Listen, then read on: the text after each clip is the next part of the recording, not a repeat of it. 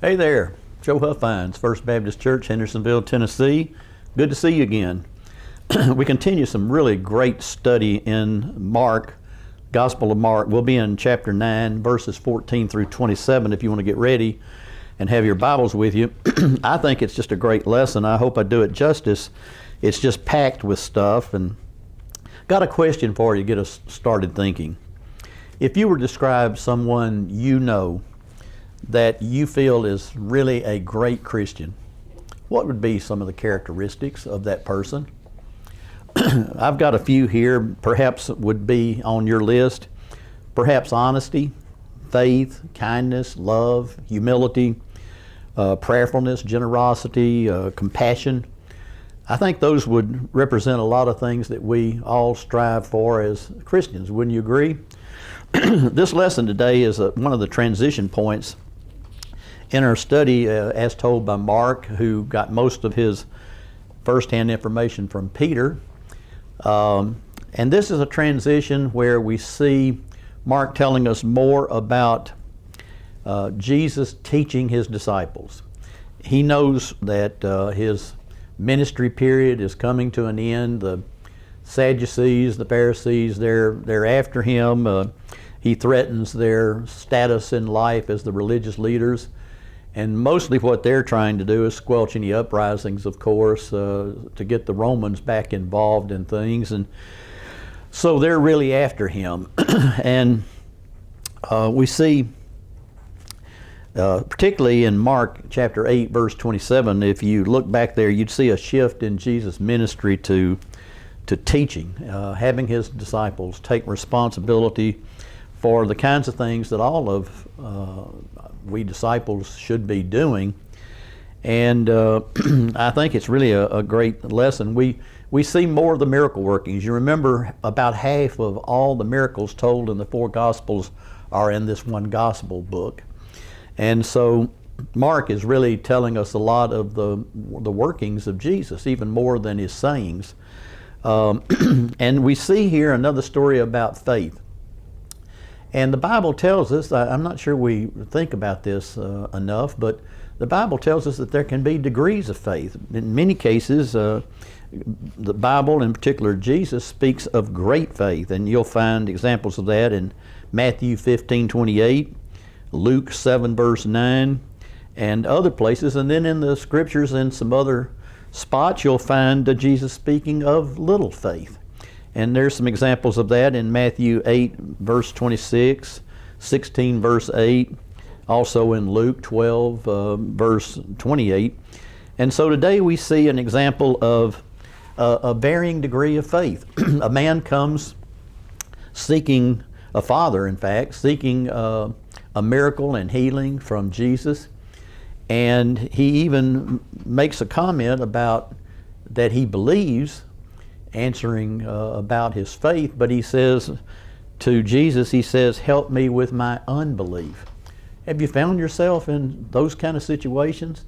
You believe, but there are times that challenge your belief. One of my friends here at the church years ago, excuse me, his wife was as strong a Christian as I think I've ever known. And she had a serious heart valve condition caused from scarlet fever when she was a child.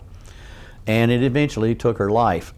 And when he lost her, he just could not cope with it. And he doubted his faith, he doubted his belief, he doubted his Christianity, and said openly so.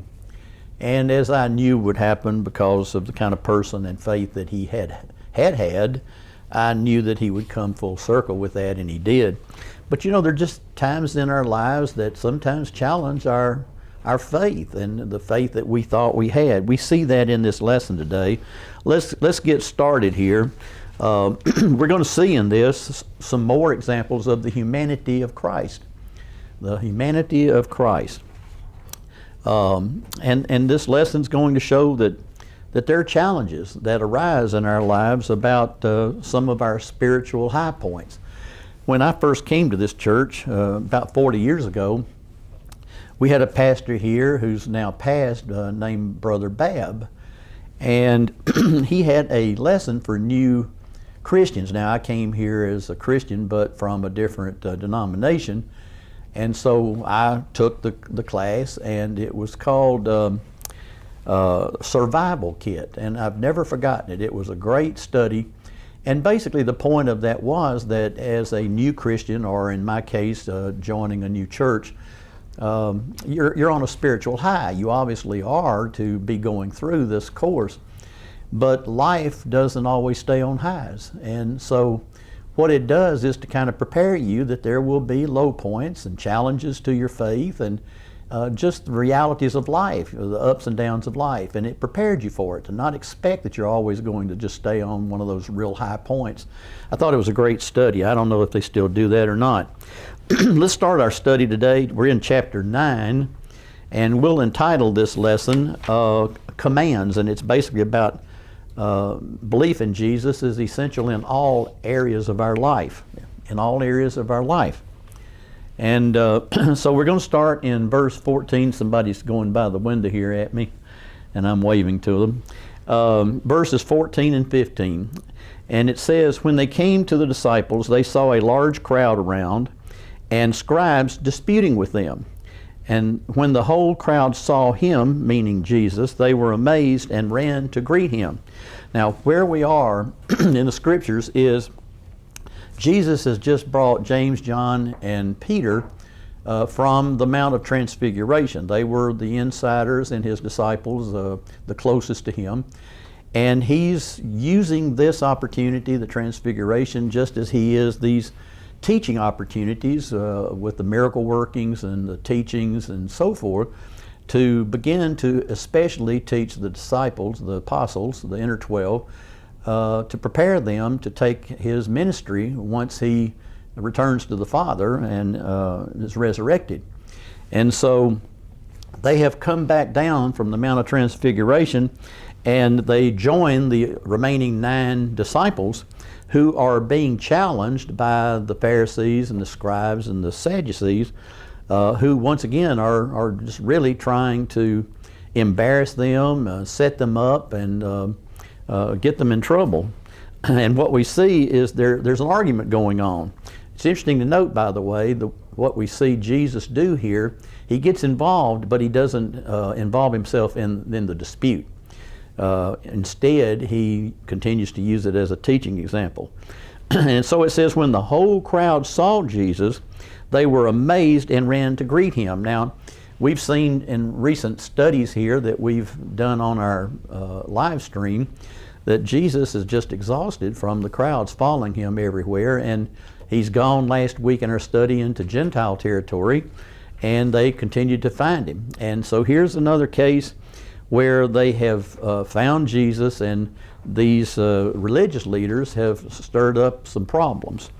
So I think what they're doing is basically nitpicking these 9 disciples who have been left here as the inner 3 and Jesus join in. And so they're apparently mocking the 9 disciples' inability to do the things that has been proclaimed that they are doing. We've already seen the disciples, all the disciples, involved in faith healings. But apparently in this situation, they've been unable, the 9 have been unable to solve this need that this father has with his child. We'll keep on, we'll go to verse 16, 17, and 18, and it says, Jesus asked them, "What are you arguing with them about?" Someone from the crowd answered him, "Teacher, I brought my son to you. He has a spirit that makes him unable to speak." So this man is both deaf and dumb, as they say. Verse 18 says, "Whenever it seizes him, it throws him down, and he foams at the mouth, grinds his teeth, and becomes rigid. I asked your disciples to drive it out, but they couldn't." So the scribes disappear from the scene in this whole story at this point. And so it's just left with the disciples and Jesus and this man in his desire to get help from the disciples.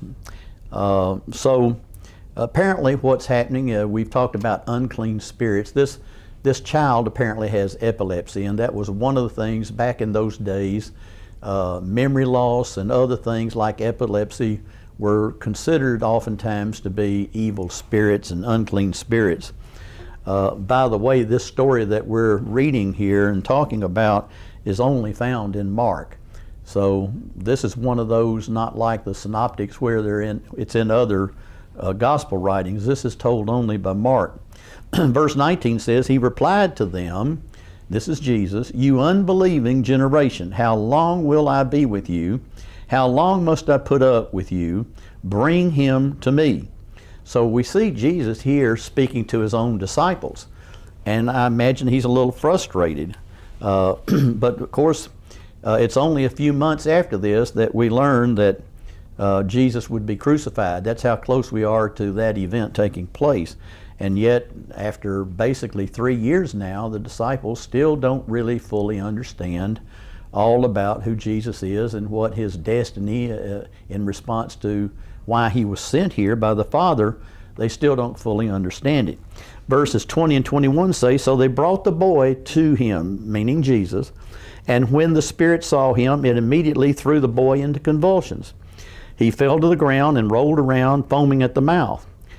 How long has this been happening to him? Jesus asked. And the father responded and said, from childhood. Verse 22 says, and many times it has thrown him into fire or water to destroy him. But if you can do anything, have compassion on us and help us. So here we start to see a little bit of the degree of faith or lack of faith that this father has. So it's apparently throwing the boy into all kinds of convulsions and very serious things. And you note that the father says, if you can do anything for him. So he's obviously questioning Jesus' capability. And I suppose after the 9 remaining disciples had first been dealing with this and apparently had failed, it helped us to understand a little bit of why the Father must have felt that way. But he says to Jesus, have compassion on us and help us, meaning the Son and as well his own lack of faith.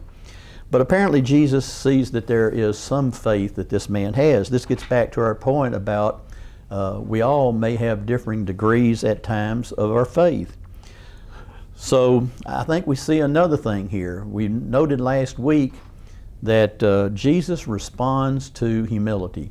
And this man is asking and begging for compassion. He says, have compassion on us. That has to touch Jesus' heart. Verse 23 says, Jesus said to him, if you can, in a question, everything is possible for the one who believes.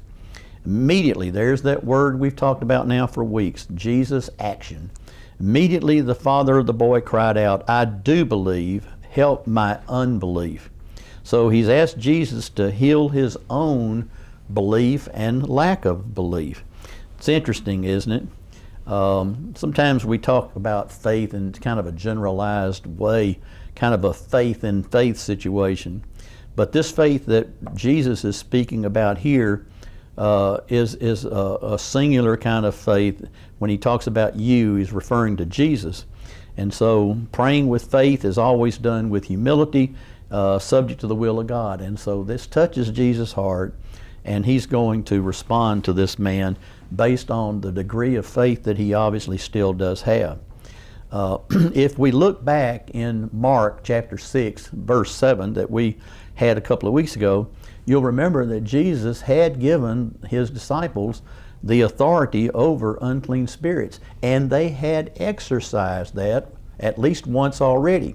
So, we don't know why completely they were having trouble this time responding, but we know that they've failed, and so Jesus is kind of perturbed that, he says, your generation, why can you not have the faith that's necessary? So Jesus, you noted, responded by quoting what the man had said, and he said a little bit in jest, he says, if you can. And so to him, he's going to exercise all the faith that's necessary to help this child. I got a question for you. How can confession of unbelief be the first step toward gaining faith in Jesus? Let me repeat it. How can confession of unbelief be the first step toward gaining faith in Jesus? Well, I suppose, one of the things we learn when we learn about the cycle of our faith and the cycle of repentance is that there are steps that we need to take, and the first step is to admit that we need repentance, that we need the Lord to fix us, and that's kind of the case here. I mean, confessing that we have some unbelief might well be the first step in gaining the faith that we need from Jesus.